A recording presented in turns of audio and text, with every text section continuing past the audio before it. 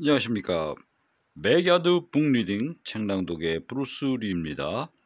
구독하면 좋은 일이 생깁니다. 자, 두 번째 시간입니다. 길을 잃어 여행 갑니다. 이탈리아 여행 편입니다. 꼭지 제목은 인생 첫 원형 경기장 베로나 아레나. 이탈리아에서 하필 왜 베로나를 여행했냐고 묻는다면 거의 모든 관광객이 찾는 로마와 베니스, 최소한 이탈리아 북부에 있는 베네치아, 피렌체에 가지 않는 이유를 말해야 할 것 같다. 정확한 이유를 들자면 우리 두 사람의 여행은 언제나 평화로움을 지향하고 있었고 그즈음 더 이상 관광객이 이리저리 몰려다니는 도시를 보고 싶지 않았다. 그래서 최대한 알려지지 않은 이탈리아 사람들이 일상을 보내는 도시에서 잠시 조용하게 머물다 가고 싶었다. 에펠탑이 아니라 프랑스를 보고 싶었던 것처럼 이탈리아에서도 우리는 여전히 특정 관광지가 아닌 이탈리아 본연의 모습을 만나고 싶었을 뿐이었다. 여행이란 결국 방식의 문제인지도 모른다. 하루를 쌓아 일생을 만들듯 여행이란 시간 역시 하루를 쌓아 만들어질 테니 그 하루가 어디에서의 하루였건 우리는 상관하지 않았다. 더군다나 이탈리아 베로니아는 상상 이상으로 충분히 아름답고 매력적인 도시였다. 우리는 숙소에서 베로나 시내까지 걸어갔다. 시내로 걸어가며 만나는 모든 풍경은 관광객이 아닌 주민들의 것이었다. 고가도로 아래 벽에 가득한 낙서들, 그 앞을 지나가는 자전거를 탄 여성들, 지극히 일상적인 풍경을 만나 신랑도 나도 충분히 즐거웠다.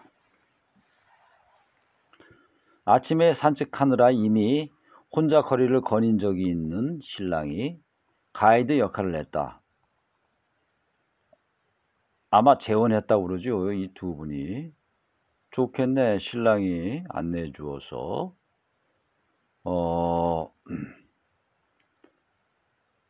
낮에도 즐겁고 밤에도 즐겁겠습니다.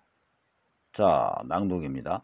베로나 초입에는 입구가 3개인 고풍스런 건물이 있었는데 신랑은 우리나라로 치면 동대문 같은 것이라고 이야기했다. 신랑이라고 좀 아는 척을 했군요. 입구를 지나치자 갑자기 분주한 거리가 나타났다. 조금 더 걸으니 범상치 않은 게이트가 나타났는데 이것이 바로 BRA 브라 광장으로 들어가는 또 다른 입구였다. 그 문 아래를 지나 들어서니 갖가지 빛깔의 벽들이 어우러진 식당가가 보였고 믿을 수 없는 광경이 우리 앞에 떡하니 나타났다. 영화에서나 보았던 원형 경기장이었다. 바로 베로나 아레나.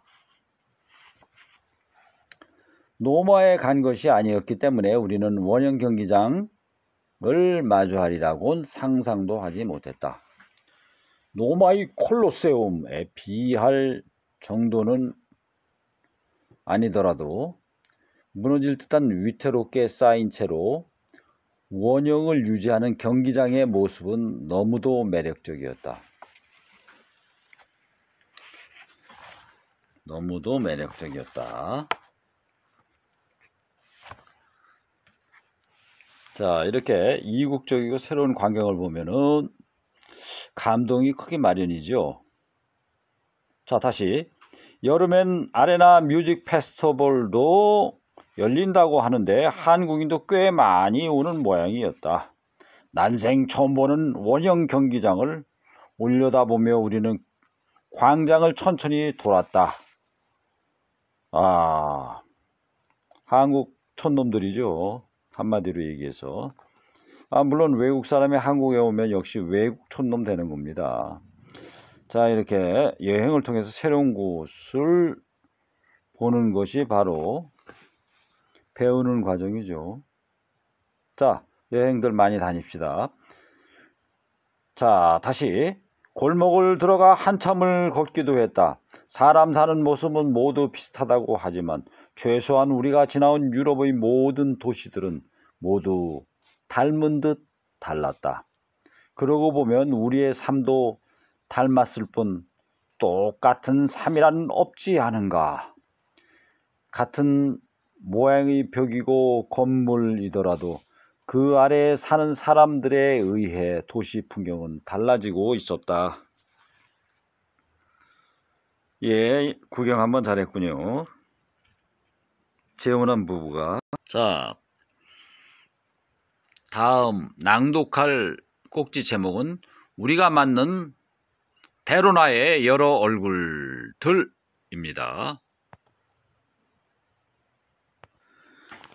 천천히 걸어 카스텔베키오에 다다랐을 때 성벽과 같은 빛깔의 벽돌로 지어진 카스텔베키오 다리는 이국적이었다. 당연한 얘기입니다. 다리가 가로지르는 베로나의 아디제 강은 조금 황량했는데 안개가 자욱한 날씨와 근사하게 어울렸다. 우리는 이번에도 강이 내려다 보이는 벤치에 앉아 샌드위치를 먹었다. 어쩌면 이렇게 같은 듯 모두 다른지 모르겠다고 말했더니 신랑은 사는 사람이 다르니까 다르죠 라고 말하며 다시 또 나에게 손가락질을 했다. 오늘 그의 여행 감수성은 50%쯤 될까? 원래 화가들이 말 주변이 없습니다. 자, 다시 본론으로 들어가서 베로나 도시를 감싼 아디제 강을 따라 우리는 더 안쪽으로 걸었다. 새로운 다리가 나타날 때마다 신랑은 스마트폰 카메라를 들었다. 이 양반은 뭐 화가니까 나중에 그리기 위해서 카메라를 많이 들었겠죠. 이 직업의식의 발로라고 생각이 됩니다. 자, 본론으로 들어가서 다리를 건너며 유명 관광지 한 곳을 짚어 그곳으로 향했다. 베로나에는 노미오와 줄리엣으로 유명한 줄리엣의 집이 있었다. 헐, 실화냐? 실화입니다. 그러나 놀라웠던 것은 줄리엣의 집이 아니라 그곳을 가는 도중에 우리 앞에 나타난 건물들이었다. 꽤 오래된 옛날 건물들이 그대로 유지되고 있었으며 여러 상점이 그 안에 소담하게 자리하고 있었다. 유명 브랜드 간판이 자리한 오래된 건물들은 그 자체로 고유한 멋을 지니고 있었다. 도시 자체가 근사한 예술작품이라고 나는 신랑에게 말했고 신랑도 고개를 끄덕였다. 막상 줄리엣의 집에는 갔지만 사람이 너무 많고 복잡해 들어가고 싶은 마음은 들지 않았다. 정작 보아야 할 아름다운 것들은 밖에 있었다. 간절하고 애타는 사랑은 밖에 있을 것 같았다. 이탈리아 베로나의 성당들은 프랑스나 독일의 성당과는 달리 단정하고 소박했다. 대부분 로마네스크 양식의 건물들이었는데 하늘 높이 솟은 첨탑도 없었고 화려하게 사람들의 시선을 끄는 장식도 적었다. 3층으로 높이가 비슷한 건물들이 나란히 세워져 겸손한 풍경으로 사람들과 어깨를 나란히 하고 있는 것 같았다. 베로나 강의 건너편으로 가기 위해 폰테 피에트라 다리에 올랐을 때 어디선가 피아노 소리가 들려왔다. 보라색 머플러를 목에 맨 정장을 입은 남성이 다리 위에서 연주하고 있었다. 그의 앞에는 그랜드 피아노가 있었다. 공연장에서나 볼 법한 검은색 피아노가 오래된 돌로 지어진 다리 위에 놓여 있었고, 그는 다리 위에 모여든 사람들을 바라보며 열정적인 연주를 이어가고 있었다. 곡 하나의 연주가 끝날 때마다 관객들에게 허리를 숙여 인사했는데, 관객들은 다리 위에서 만난 근사한 순간에 감사하듯 큰 환호성으로 답했다.